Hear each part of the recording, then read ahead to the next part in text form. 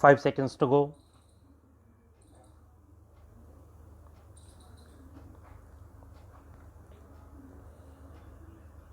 Start. Sir, by this bill, some small relief is being intended to be provided to the judges of the Supreme Court and the High Court, and we do not have any objection in granting this relief and to the objects of the bill, unless, of course, the government intends to recruit henceforward judges from the military for manning the highest courts in this country and the states.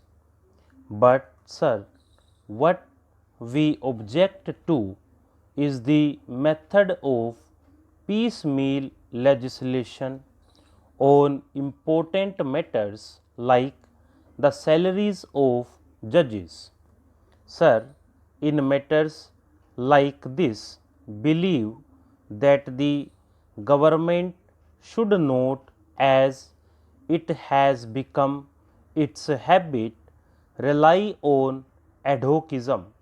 When a problem comes up, if you tackle it piecemeal in an ad hoc manner, the overall problem still remains.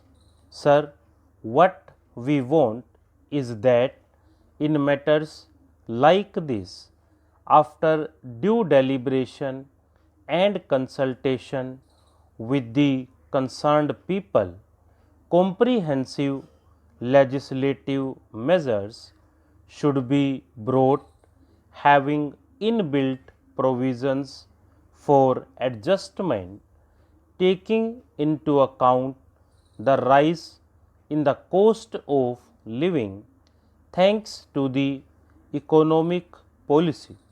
Sir, we know that this is the only service where the emoluments have gone down since the days of independence, and probably that had prompted my honorable friend to come out of his job as soon as he got an opportunity. Now, this is almost a vicious circle. We do not get good people unless we offer them good emoluments, and we also do not have good judiciary unless we get good people. This is the vicious circle we have. People in various spheres of life in our country may wonder as to why the judges should get rupees 13,500 or rupees 14,000. But we do not want starved judges. Sir, we ought to have, at least in the higher judicial service, I advocate for all the whole judiciary up to the lowest subordinate courts, judges with proper emoluments and proper terms and conditions of service. But in the context of the setup that we have in this country, the role of the judiciary has to be acknowledged.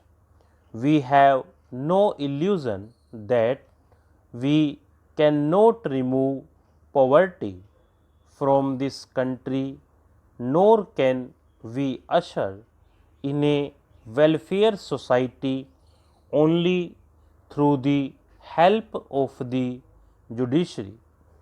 There are many deficiencies and weaknesses in our present judicial system. Sir, we feel that we must have strong and independent judiciary because in the context of authoritarian and draconian laws in this country, having a field day judiciary apart from the people movement, according to us, provide a bastion against such attacks. That is why we want an independent and fearless judiciary to meet the challenges of an executive which is always seeking to get more and more power, draconian power for the matter. We have no doubt that in the days to come, when incompetence, the inefficiency, and the malfunctioning of this government are more and more exposed, there will be greater and greater risk of more and more draconian and dictatorial powers being arrogated by this executive, otherwise they cannot govern. That is why within a few months of the coming into power of this government, we have found that black laws have been enacted, completely subverting the very basis of the constitutional setup. In this country, the role of the law is being thrown to the winds. What we find today is that the people are again being made targets of authoritarian powers and laws. In such cases, the people will be forced to take recourse to the judiciary to meet the challenges of the executive. That is why we have seen the other day one of our esteemed colleague here was arrested under this infamous black ordinance. He had to go to the Supreme Court.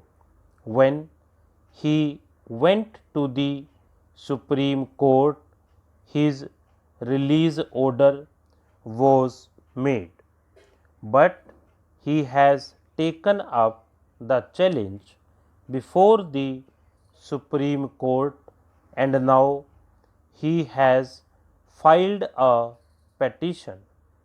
I hope he succeeds against this black ordinance. Therefore, although we have no illusion, we cannot afford in this country a weak judiciary or a judiciary which is not able to withstand the other influences which may be brought to bear up on them. For the sake of the people, for the sake of preserving their minimal rights in this country, it cannot but be accepted that we want free, independent, and fearless judiciary. We have seen that it has been not in the too distant past how the voices of the people were mutilated by various types of laws, and how attempts were made to make the judiciary subservient with expectation of commitment. We heard about committed judges, commitment not to the rule of law but to one individual and one party. We have seen that whenever one party comes to power, there is not only erosion of the people's rights, but there are always serious dangers of losing the same also. Stop.